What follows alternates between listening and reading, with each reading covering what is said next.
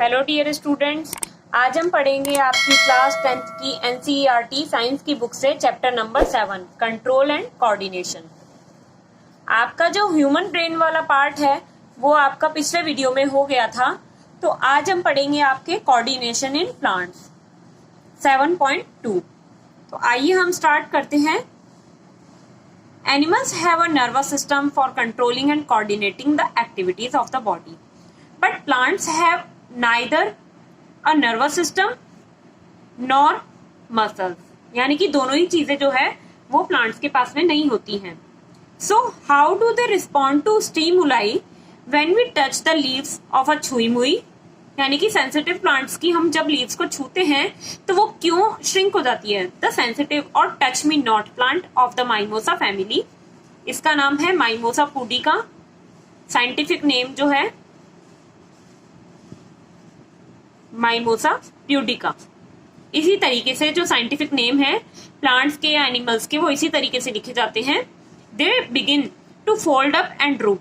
When a seed germinates, the roots goes down, the stem comes up into the air. What happens? Firstly, the leaves of the sensitive plant move very quickly in response to touch. There is no growth involved in this movement. On the other hand, the directional movement of a seedling is caused by growth. If it is prevented from growing, it will not show any movement. So plants show two different types of movement, one dependent on growth and the other independent of growth. Immediate response to stimulus. First, let us think about the first kind of movement such as that of the sensitive plants, since no growth is involved. यानी कि उसमें growth की जो है वो जरूरत नहीं है। The plant must actually move its leaves in response to touch, यानी कि सिर्फ हम इसे टच करने से ही इसमें जो है रिस्पॉन्स आना स्टार्ट हो जाता है। But there is no nervous tissue nor any muscle tissue. How does the plant detect the touch and how do the leaves move in response. ये जो है ये आपका सेंसिटिव प्लांट है, यानी कि ये इस तरीके का होता है ओपन, लेकिन जब हम इसे टच कर लेते हैं तो वो इस तरीके से श्रिंक हो जाती है leaves. If we think about where exactly the plant is touched and what part of the plant actually moves, it is apparent that movement happens at a point different from the point of touch. So information that a touch has occurred must be communicated. The plants also use electrical chemical means to convey this information from cell to cell. But unlike in animals, there is no specialized tissue in plants for the conduction of information. Finally, again, as in animals, some cells must change shape in order for movement to happen instead of the specialized proteins found in animals' muscle cells. Plant cells change shape by changing the amount of water in them, resulting in swelling or shrinking and therefore in changing shapes. Movements due to growth, यानी कि जब growth होगी उसके कारण जो movements होते हैं वो हम देखते हैं। Some plants like the pea plant climb up other plants or fences by means of tendrils, यानी कि जो पी प्लांट है मटर का पौधा जो है उसमें जब ग्रोथ होती है तो वो क्लाइंबिंग करता है, यानी कि उसमें टेंड्रिल्स जो है वो निकल जाते हैं, वो लीफ के मॉडिफिकेशंस है। These tendrils are sensitive to touch when they come in contact with any support. The part of the tendril in contact with the object does not grow as rapidly as the part of the tendrils away from the object. This causes the tendril to circle around the object and thus cling to it.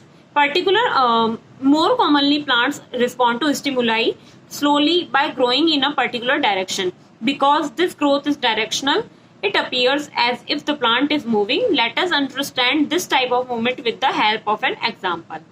हम एक example के साथ में जो है इसको देखेंगे। हम ये डायग्राम में देखेंगे response of the plant to the direction of light, यानी कि जो जिधर से हमें लाइट मिल रही होगी प्लांट उसी ओर जो है ग्रोथ करेगा। उसे क्या कहते हैं, इस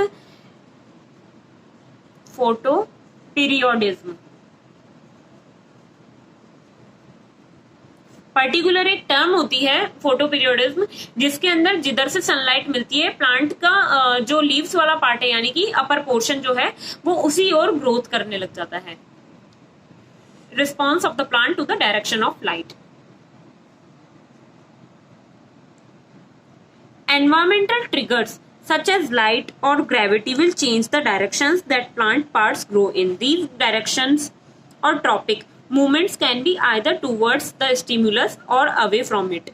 कि लाइट जिधर मिलेगी उधर ही ग्रोथ करेगा और जिधर लाइट नहीं मिलेगी उधर से ये दूर चला जाएगा. So in two different kinds of phototrophic movements. Phototrophic यानी कि सनलाइट से रिलेटेड है, इसलिए फोटोट्रॉफिक मूवमेंट्स. ट्रॉफिक यानी कि ये जो है अपना फूड जो है वो लेते हैं सनलाइट से.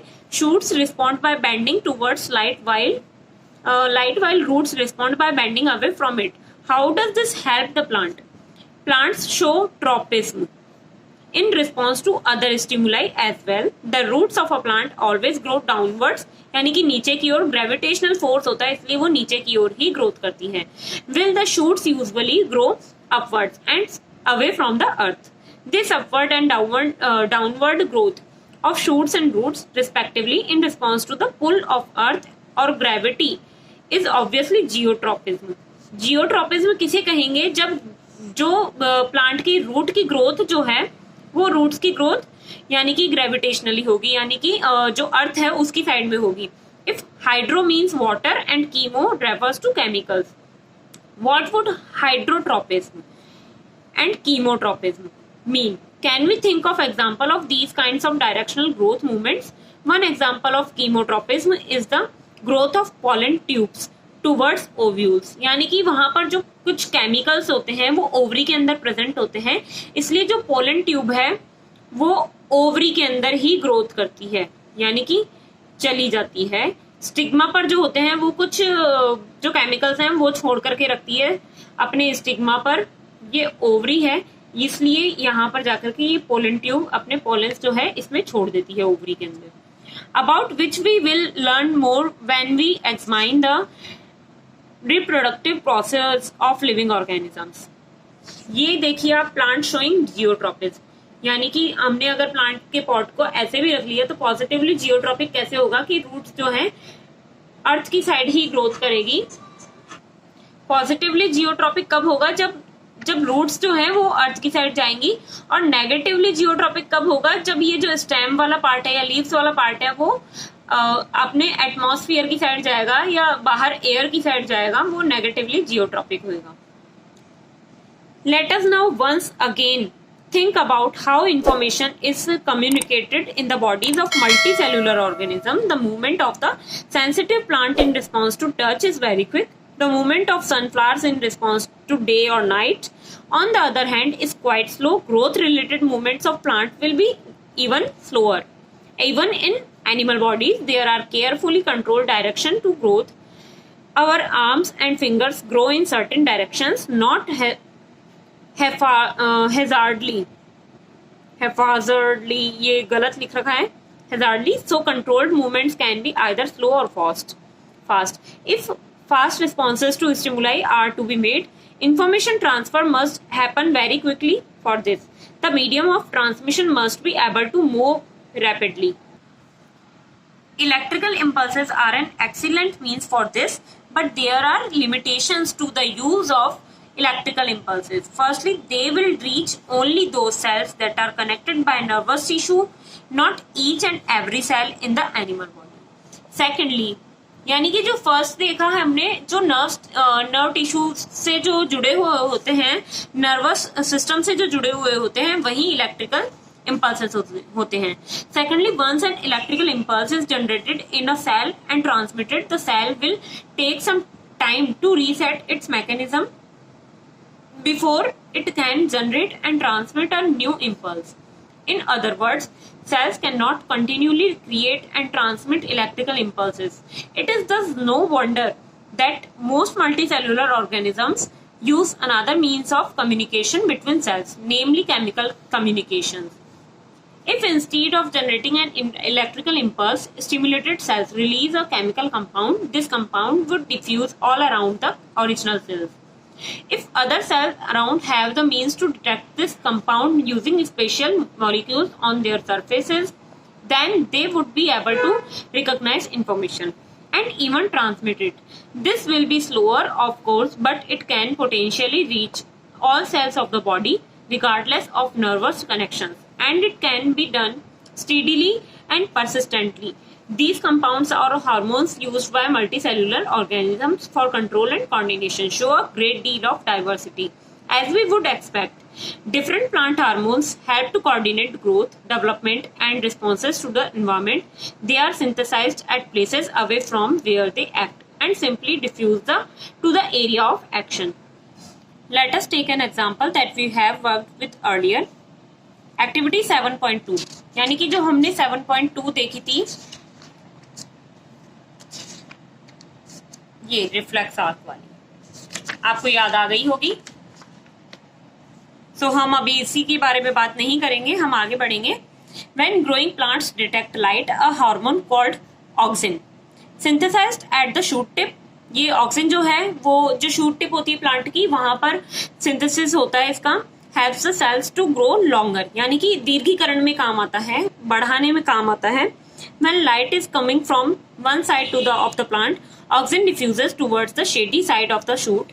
This concentration of auxin stimulates the cells to grow longer on the side of the shoot, which is away from light. Thus, the plant appears to bend towards light. Another example of plant hormones are gibberellin, which, like auxins, help in growth of the stem. Gibberellin. Cytokinins promote cell division, and it is natural then that they are present in greater concentration in areas of rapid cell division, such as in fruits and seeds. These are examples of plant hormones that help in promoting growth. But plants also need signals to stop growing. Abscisic acid, यानी कि tension hormone इसे कहते हैं, is one example of harmonic which inhibits growth. यानी कि जो tension hormone है abscisic acid, ABA इसे हम कहते हैं, ये जो है प्लांट की ग्रोथ को रोकता है. It's affects including wilting of leaves, यानी कि ये विल्टिंग ऑफ लीव्स को बढ़ावा देता है, यानी कि जो लीव्स जो है वो खत्म करने की ओर जो होंगी, वो एब्सिसिक एसिड जो होता है वहां पर उसका सिंथेसिस होना स्टार्ट हो जाता है. साइटोकाइनिन में हमने देखा है सेल डिवीजन को बढ़ाता है. जिब्रेलिन में हमने देखा है कि ये जो है प्लांट हार्मोन है, ये ग्रोथ ऑफ स्टेम करता है, स्टेम की ग्रोथ के लिए जरूरी है जिब्रेलिन. साइटोकाइनिन सेल डिवीजन के लिए जरूरी. एब्सिसिक एसिड है प्लांट की ग्रोथ को रोकने के लिए. तो ये सारे जो हार्मोन्स हैं हम आगे की क्लासेस में और पढ़ेंगे, यानी कि 11th में जब आप लोग आएंगे तब हम देखेंगे. सो आपका ये चैप्टर जो है अभी थोड़ा और है, हम नेक्स्ट वीडियो के अंदर इसे हम लेकर के आएंगे आपके सामने, हार्मोन्स इन एनिमल्स. ये जो है फिर इसके बाद में आपका ये चैप्टर जो है फिनिश हो जाएगा. तो आप जाकर के फटाफट से इस वीडियो को लाइक कीजिए, शेयर कीजिए अपने फ्रेंड्स के साथ में, एंड सब्सक्राइब कीजिए इस चैनल को, एंड प्रेस कीजिए बेल आइकन को. Thank you.